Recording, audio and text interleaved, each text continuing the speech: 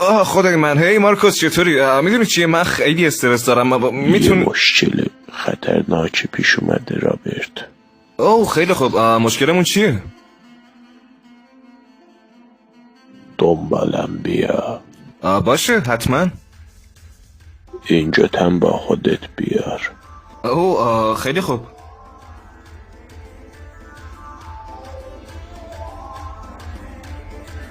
خب مشکلمون چیه؟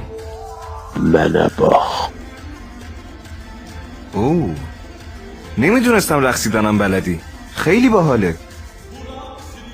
نظرت چیه رابرت؟ باورم نمیشه، خیلی خوب داری میرقصی.